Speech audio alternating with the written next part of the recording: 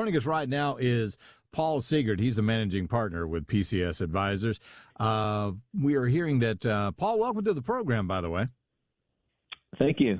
Thank you. You're an employee healthcare benefits consulting firm. You're there in Northern California.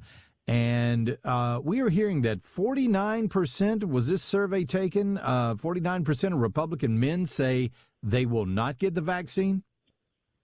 That's true. And overall, you can kind of slice it and dice it in different ways, but overall, a pretty high percentage of Americans are not interested in taking the vaccine. All Americans together, it's between 40 and 50%, depending upon which source you trust the most. Right.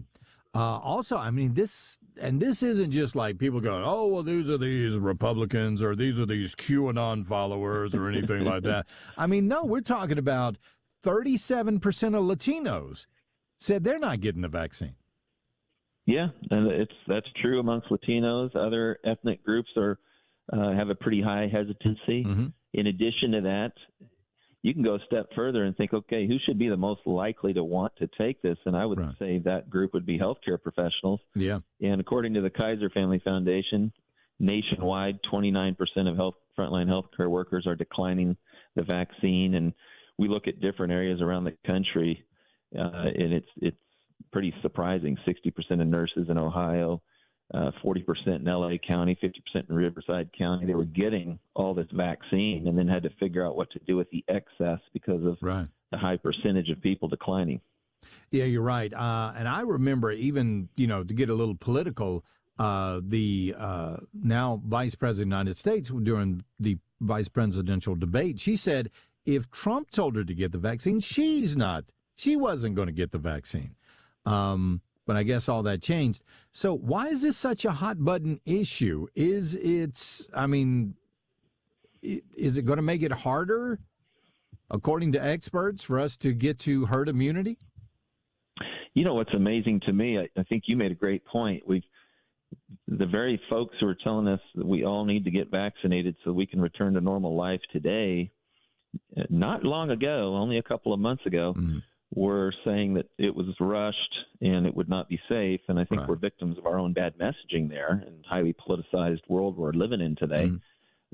And amazingly, so many of these people that are on major media outlets and being featured as medical experts or scientific experts seem to forget that there's two ways to get to herd immunity. So I have some optimism around this because you can get the vaccine. That's one way. You could also get the disease and recover, and then you have immunity.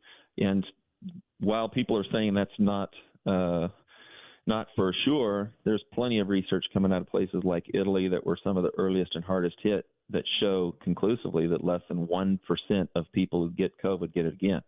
So clearly that would indicate some level of protection. And then the CDC's own recently released study that is one of the more conservative in this way says that 8 times more of us have had COVID than have been tested positive with COVID.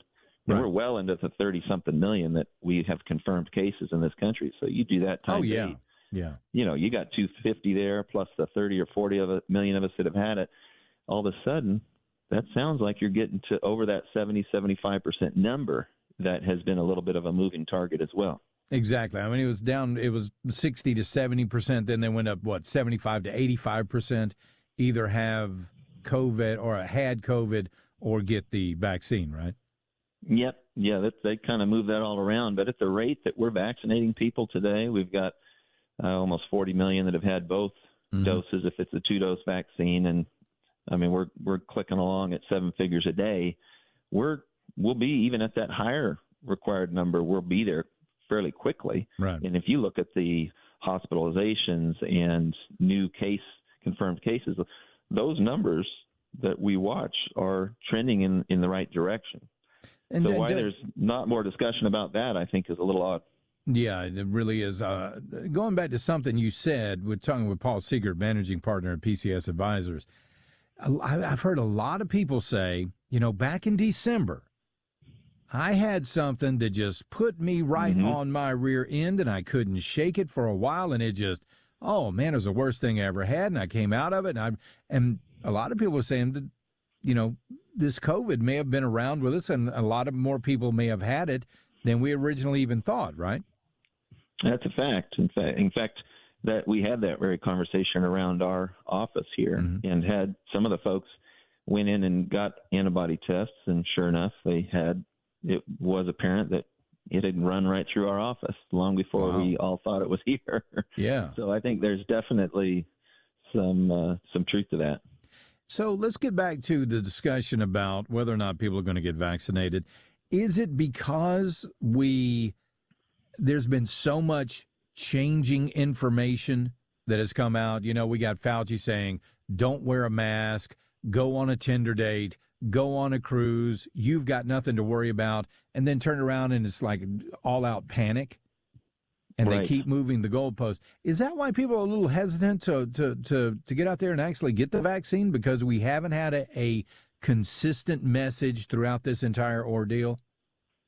Yeah, I think it's become apparent that the messaging was changed at different times for different priorities, when it would have been better, in my opinion, to just give the straight facts to people as they came out. I mean, we have a vaccine hesitant population, and in any case, even before COVID, about 30% of Americans are vaccine hesitant when polled. But these numbers are much higher, and it doesn't help that we have people that really seemingly didn't want it to be as successful as it was, and we haven't done it, and then now we're telling everyone to get vaccinated and that it's great.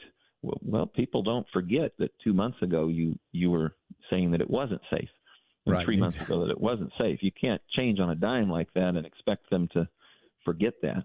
And, Paul, then you see these stories that come out. I mean, we've got all of these countries that are banning the AstraZeneca vaccine. That's right. Yeah, blood clotting issues that have come up now, and I think 2 or 3 countries in the last 24 hours have stopped administering that as they now investigate this stuff. And it's not it was later to get in the lineup of approvals here because of some issues that happened in the initial trials. Right. Unbelievable. So we will see if these numbers change, but as it stands right now, 49% of Republican men say they will not get the vaccine. A third of Republican women will not get it. 36% of independent men, 37% of Latinos, 37% of people younger than 45 also say they wouldn't give the shot. We'll see if those numbers change over the next few weeks. Paul Seegert from PCS Advisers, managing partner over there. We appreciate you calling in, buddy. Thank you.